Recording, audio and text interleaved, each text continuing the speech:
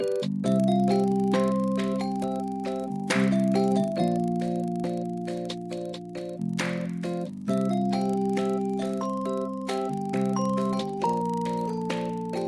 to the Social Work TV. You've got your host, Rodney, on the microphone. Good day, everyone. Welcome back to episode 3. Got a very special episode today to just talk to you all about what's been tumbling around my head this week and how things are getting better, how things are transforming in my mind and kind of what's next for us as a community as we're coping with things that are happening around us. And for those that tuned in last week, thanks very much.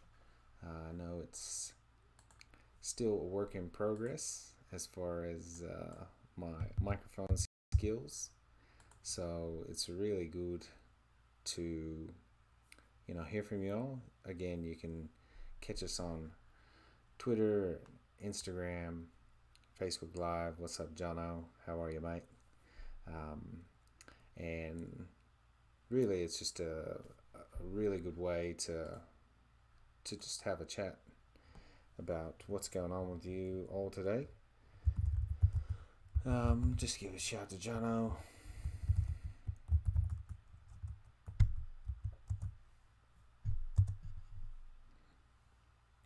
Got a couple of things we wanted to cover. We love that Spunk Lit beat. I use it in my Partners for Podcast from the Blue Light Sessions, which is a fantastic royalty-free music sharing. So shout out to the Blue Spot Sessions for their stuff. But today we wanted to really dig into the language. Linguistics, some people call it, which is a very big word for how we talk about each other, how we talk to each other, what can we talk with each other. And really, linguistics is everything. And look, I caught an article from a lady in Trinidad talking about linguistics is in everything from astronomy to everyday life. And I thought, what a powerful way to start the show this week for those clinicians and those people that are helpers, the volunteers, and people that are the lifeblood of the community. And look, it's a really, really fantastic article, and just talking about everything from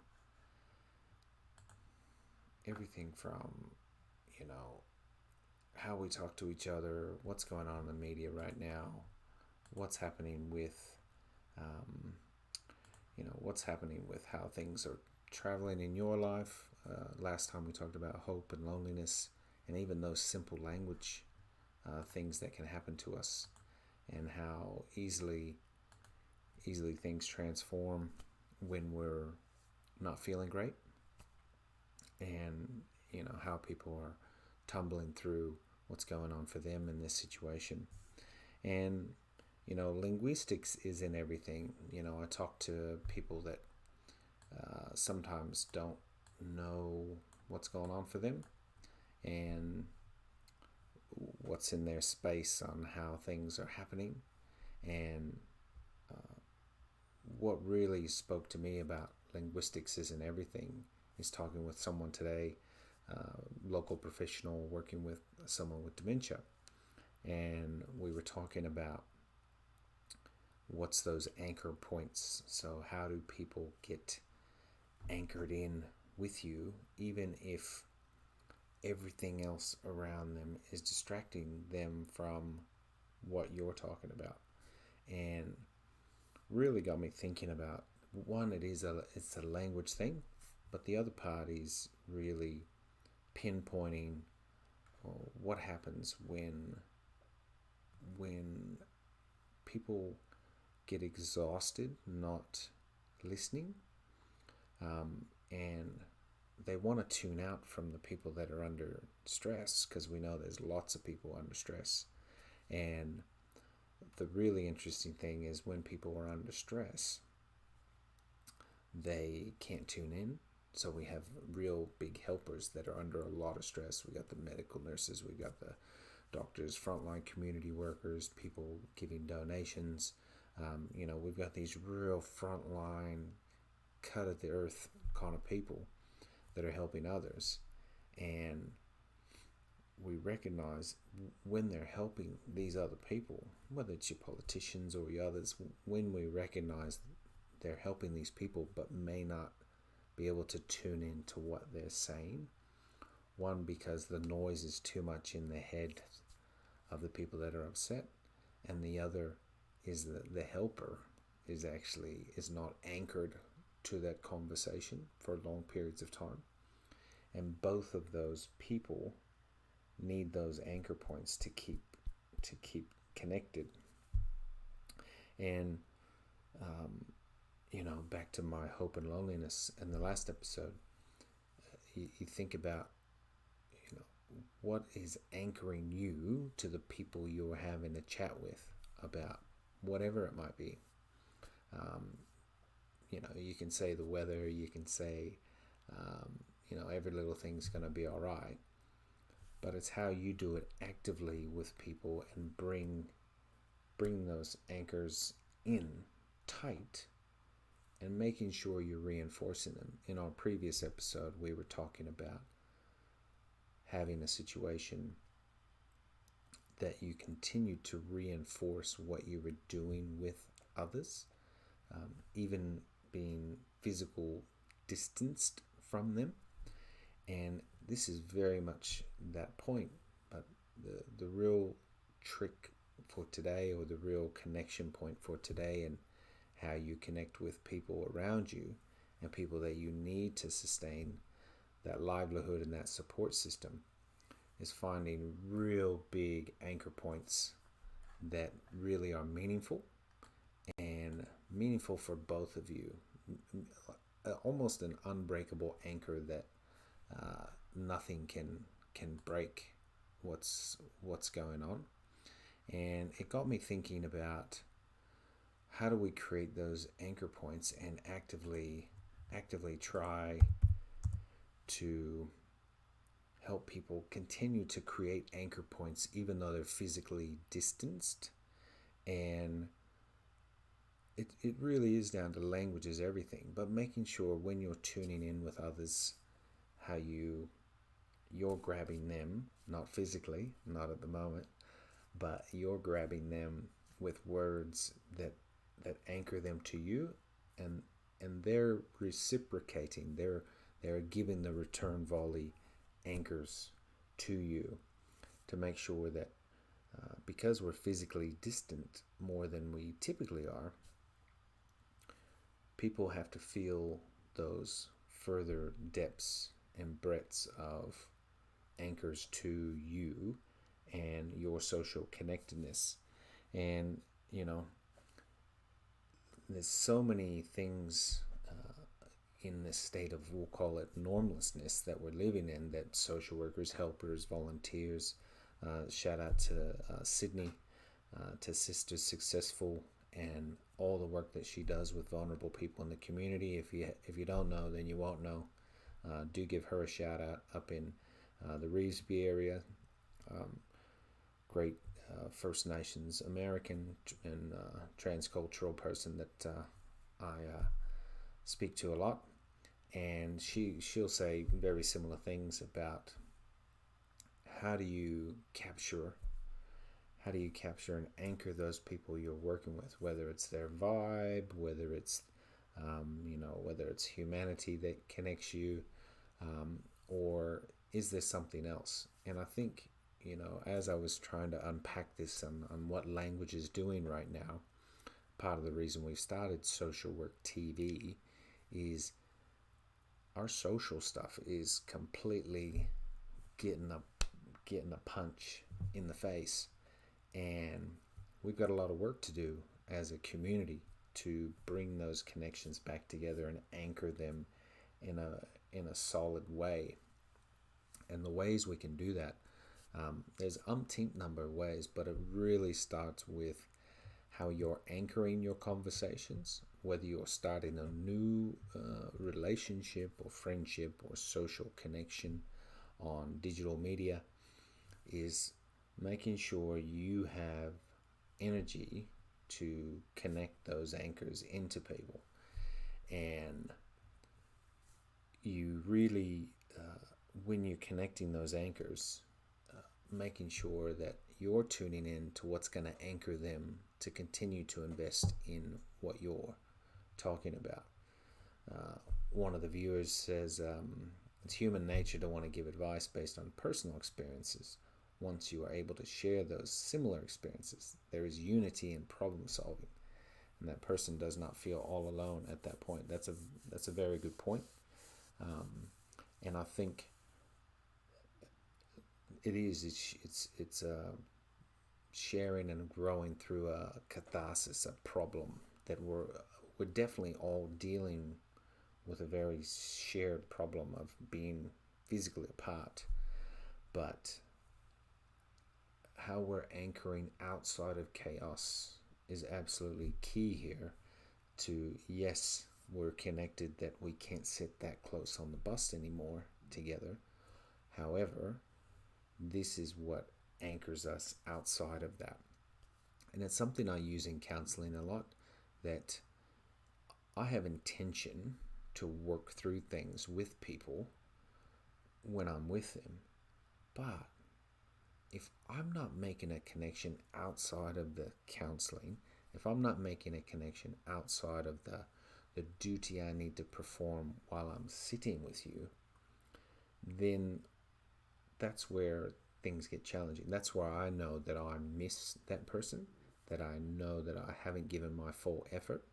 And I think, whether you're a cashier at the grocery store or getting your 30-minute haircut, I think, as a collective, this is going to be the integral part of what we do with not only our anchors in our community and our investment with people, but how we're making sure we're filling up our cup, and anchoring ourselves when we're with people. Because one, the space, we're not used to dealing in such wide spaces, but two, making sure that our energy is intentional with each other, because the space is distance, because it's got a longer space to travel. Whether you believe in Newton's law or gravity or energy or chi or whatever the spiritual connection, whatever that might be, we're going to have to push bigger energy out because we're physically have greater distances with each other. And last time, in our last episode, we talked about we talked about hope and loneliness, and we talked about some tips and tricks about people setting a schedule and setting routine. And it really got me thinking, not only in the linguistics part of how we're talking about that, but I think how we're receiving language now, one directional, unidirectional, given the space and the hypervigilance, the hyperspeed that our media is coming at us. One, our survival instinct is saying to us, connect with the media, connect with the news, make sure we're tuned in, make sure we're absorbing as much as we can in that element. And it got me thinking about, well, what does that actually mean for people that's not their normal? And it got me doing a bit of research, and because I like to make sure I can validate what I'm bringing to you all on Social Work TV. For those that are clinicians or non-clinicians, I think bringing research-backed articles to go, look, some other people with some different type of brain than mine, because I'm not an academic, is this kind of article I found the other day. And I think very, very interesting take on what is going on with us, and really the effects of personality types on use of television genre. So if we stick this to the point that we just had about really targeting the language that we're receiving, and the stuff that we're really digging into is this kind of article. And it got me thinking. It says, as you can see, the study examined the three role personality characteristics: psychotism, extroversion, neuroticism, right? And the viewer's level of attention to 5 different genres of programming: news, soap operas, reality shows, talk shows, crime dramas, all that stuff that people see, and their Netflix, their Hulu, their whatever, whatever is available. And for viewers out there, we do have this. We'll have a link to that article on the socialwork.org.au, which we'll bring up a little bit later. But look, there's a lot. It's a great article. 19 big pages for those that don't like to read a bunch. But more importantly, what I wanted to dig into tonight in the episode was the news and the PEN. So the PEN in this is the psychotics, it's the extroversions and neurotics, and how they use the news. But it made me think about, well, what does that look like now? What does that look like now, given we're not so addicted to the news, but we've actually got a situation that we're really counting on the news to bring us potentially, life-sustaining messages, if that makes sense. But it got me thinking. It said, talking about neurotic, given that depression and loneliness are typical characteristics of people higher in neuroticism, they'll attend to the news more. So the current environment that we're in and the people that you're around, if they may have shown signs of this kind of behavior from time to time, you might realize that you just have, you can tell those people that are using the news, how they're using it, and how much really they're really digging into this stuff now. And that second element is, as you look here, higher in extroversion will be more motivated to see this television news, this information coming at them, but they're using it to be informed and to discuss. So you can see the two differences. You have the one that is just getting it to absorb it and just absorb language. I got it. And because it's filling their, maybe some loneliness, some depression, that type of thing associated with that. And then you have the extroverts who want to be they want that information, they need it, but they want it for that social interaction. They want it for that anchor to, this is anchoring me to someone else because I have knowledge that they might not have, which is, a big element of, what this article is talking about. And, the third element, and I can see it just in how we're working socially as humanity, as this issue rolls out in our community. The third one for the psychotism, and look, for those that this is not a you're psychotic, you're not psychotic, but I think it's interesting watching the two groups, this group and this group, as they talk and they reflect about the people that don't, the people that aren't. They have a lack of interest in the social ongoings. They have a lack of regard for social conventions. And you think about that in maybe some groups or sects or niche groups that are speaking out in certain ways, and that is the message that they're delivering. But back to the earlier point about linguistics, all three of these groups are having to rely on same information, And you can see how easily, like I said, if you're a cashier, if you're a volunteer, whatever those might be, all three of those are being forced into language patterns and language information related to the current news. And you think about the impacts for all three of them.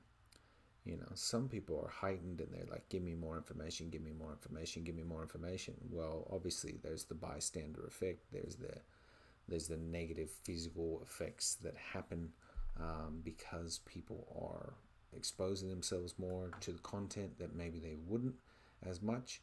And what you quickly realize is these people really really have some light bulb moments when it comes to, okay, yes, I'm getting this news. I need to stack up water. I need to do this, or panic buy, or whatever that might be. But when they're absorbing the news and they're relying on the news, on all their different types of channels that they subscribe to. Some may be run by neurotics, some may be run by extroverts, some may be run by psychotics. And you really see that how all three of them absorb it, and it splinters how we're connecting with each other as a community. And that's something that really is a challenge for me and challenge for you out there, for people that are in this space, and being around people that you can see that they're just absorbing it. You can see it in their body language. You can see it in how they're carrying themselves. You can see it in how they're talking about other things.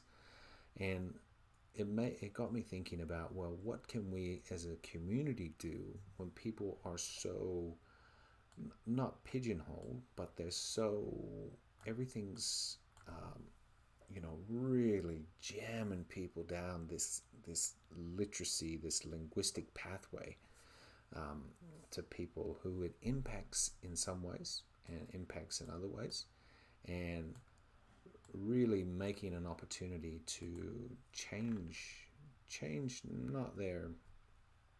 not how they should absorb the news, but making sure they get relief valves for the news, and how they're using it to cope.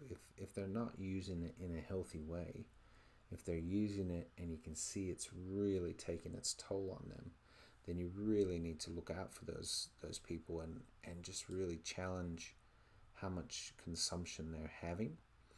And this is really an important point that when you look down through the article, there's lots of there's definitely the effects, as it talks about, on those variables to television programming. And it's just a great media rich environment. I've had some jokes with colleagues that the media outlets would be getting a killing on people tuning into this stuff. Yes, we need public information. Yes, but we don't need 24-hour public information. And you can see with the three personality types, if you're accepting it, sometimes you're a bit lonely, you get neurotic tendencies that you just consume, and you isolate yourself, and you just remove yourself. And then there's nothing else on TV other than just getting bombarded with that information. It's a very slippery slope to some highly depressive feelings, emotions, and just sustained trauma from things that are happening. And the flip side is, for the psychotics and the extroverts, their pursuit and how it impacts other people, how that impacts the grocery store person, bagging your celery, thinking about those two crossing paths, and their anchor at the moment is this media rich environment of one lane. This is the only thing that's on people's mind, and people are anchoring to it. But I'd say the three personalities, just even related to personality types and how they're connecting to the news, it's how we as a community encourage people to see the other elements of benefits in connecting with the news in the ways that others do. Connecting with the news on, I'm not saying for everyone to be a psychotic or a neurotic or an extrovert, but making sure that when we're tuning into people and listening to what they're saying, we capture ourselves and go, oh, actually, I have tendencies for this other stuff. And when we're hearing that cadence, that pattern of people talking in a, oh, it's okay, I'm not worried about it, I don't have an interest in this stuff, it's not my worry, who cares, blah, blah, blah. Really making sure that you can, make that opportunity to, get yourself in the right way so you can anchor to them, because I'd say that you really, really, really need an opportunity to anchor with these community members. Otherwise, you're gonna miss that opportunity with them. And when you can't connect, when you can't have anchors, that's when people can get into trouble. They can really start to experience some loneliness, some bad situations and things where they're just not feeling up to scratch for long periods of time. And making sure that you've got the chance to to really impact them, and that's just by tuning in for whatever reason, whatever's going to anchor you to that person. And I'm not saying you need to be best friends with the people that have big major stuff going on and big major issues, but what it can do is make sure that you have actually connected with them in a meaningful way, and made sure that sooner or later, as a community, that you've had that opportunity to really set an anchor point to make sure that you're not going to miss the opportunity on the social work we all need to do to get through this stuff. Really fascinating article. Look, I will post this up on some social media. Make sure you get a hold of it. Again, it's from the Journal Broadcasting Electronic Media, June 2007. I think it was predicting maybe our consumption of media use, and definitely an interesting place to be. And a big thing, we've talked about, it is empathetically connecting, as one of the viewers has said. But I think the other element is, setting healthy anchor points with each other, knowing that the heavy anchor points are continuing to be a weight on someone's chest. And that led me to another kind of article. I was tumbling around thinking, okay, what is it? Is it music that anchors us? Is it rhythms? Is it a language? And I saw this article, and I was a bit saddened by the top end of the article. So mindful to those that it was really a fascinating kind of article talking about when pop versions of music of life doesn't exist anymore. I thought, oh, talk about a language killer. And looking at the people in these pictures, I'm sure will bring some sadness to people who have been to concerts. But this is certainly on the Social Work TV Flipboard magazine, which you can find on socialwork.org.au. But it got me thinking about, okay, so there's language, right? We've talked about language. We've talked about what that looks like for people that have some neurotic tendencies, those who are extroverts, and those who are, psychotics at times, and how they're paying attention to this constant wave of media. What I really liked about this article the pub fusions, culture from the Atlantic, in March 19, was that, look, it talks about some heavy stuff. It talks about how society has to overcome some really nasty stuff. And I think as we look at each other in a different way, stay your social distance, please. Stay your physical distance. Sorry, I've used the wrong term there. What really fascinated me about this article was, and how we're chatting with things, and is this statement: those playlist suggestions, with your Spotify, with your iHeart, with all the music that people are streaming now, those playlist suggestions don't flirt with the thought of counter programming, as in they're not going off the grid. They're not going, okay, you've been listening to hip hop reggae for this long, and we're going to turn. It's actually, thinking about, okay, well, what happens when we don't get out of those lanes? And music's a great vibration tool. Some people, use it as a tool, as a big coping tool, to really just shake the senses up and obviously connect with people. But, what really hit me hard in the chest was, that disturbing element about this particular disaster, this health and biological issue, is how it denies the cultural methods historically used to cope with crisis. And that just, and, thinking about, what we've been tracking since we started the episode today, is really, really thinking about what in the world does that mean to us as a community when we're not using music as an anchor point as heightened as we did.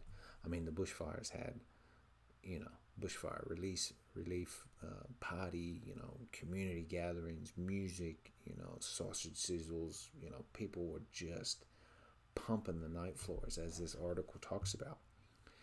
And we think about, when we're choosing anchor points now with each other, how are we going to mimic?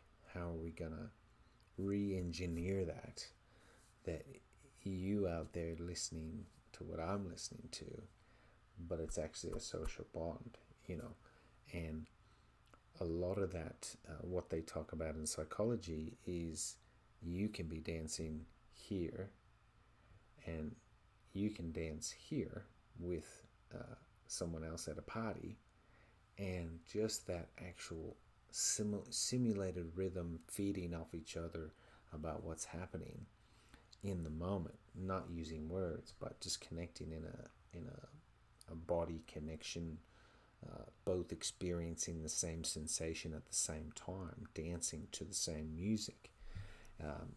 We think about, like I said earlier, about what is the anchor points between you, and with music, getting the volume turned down now because of the situation we're in, the physical distancing that we need to maintain. It's denying a typical crisis coping skill. And you think about this across business, you think about this across volunteers and things that are happening around you, and what people use it for.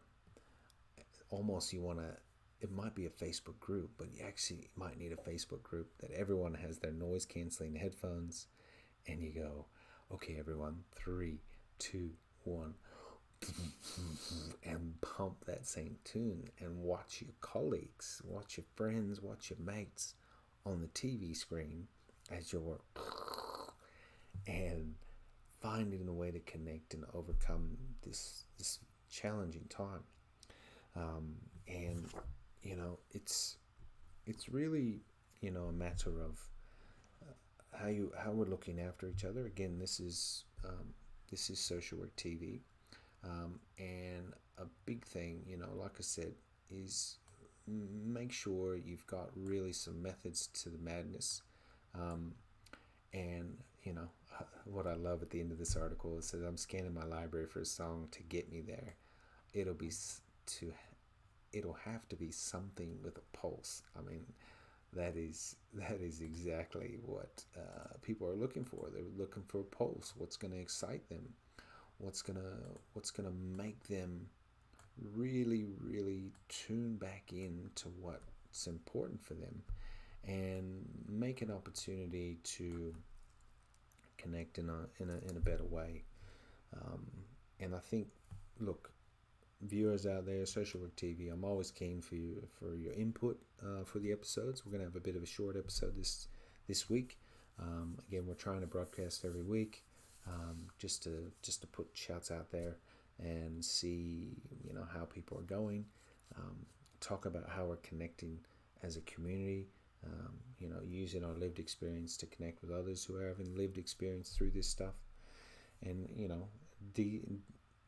really picking apart things that are very, very minor that can separate us, and finding a way to do the Rubik's Cube back together, and maintain what we need to do as humans, as social people.